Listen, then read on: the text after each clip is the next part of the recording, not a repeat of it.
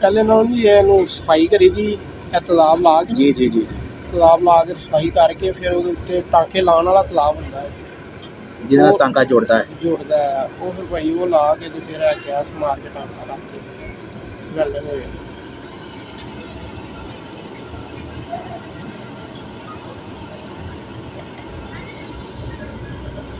ऐसा ब्याह है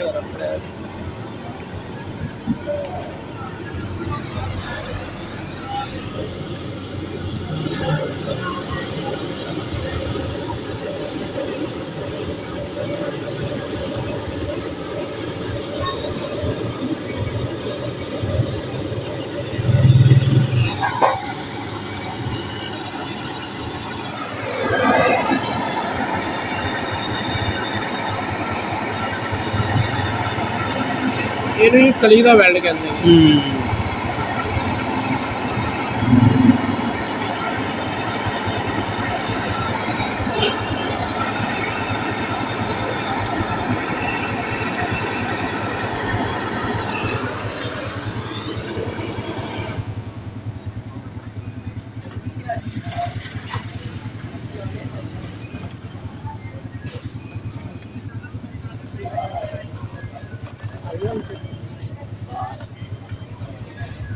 पानी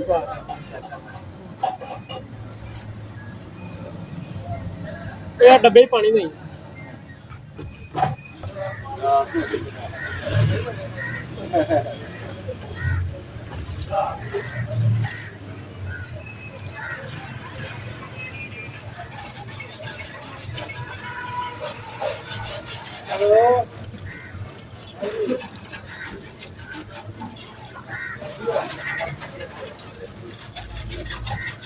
ਗੱਡੀ ਦੇ ਵਿੱਚ ਨਾ ਗਰਮ ਪਾਣੀ ਹਵਾ ਦਿੰਦਾ ਰੇਡੀਏਟਰ ਚੋਂ ਪਾਣੀ ਇੱਕ ਪੈਪ ਇਹਦੇ ਵਿੱਚ ਲੱਗਾ ਹੁੰਦਾ ਤੇ ਗਰਮ 에ਅਰ ਅੰਦਰ ਦਿੰਦਾ ਗੱਡੀ ਦੇ।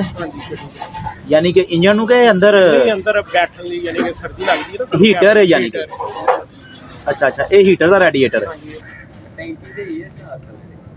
ਇਹ ਰਬੜ ਡਿੱਗੀ ਤੁਹਾਡੀ ਹੈ ਇੱਧਰ ਵੇਖ ਨਾ ਰਬੜ ਹੈ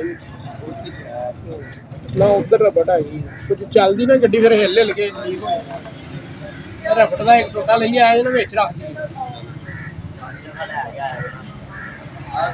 ਇਹ ਖੋਲ੍ਹਣਾ ਹੀ ਪੈਣਾ, ਇਹ ਕਿਸੇ ਦਾ ਪਿਆ ਉਹ ਦੂਸਰੀ ਗੱਡੀ ਦਾ ਖੁੱਲ੍ਹਾ।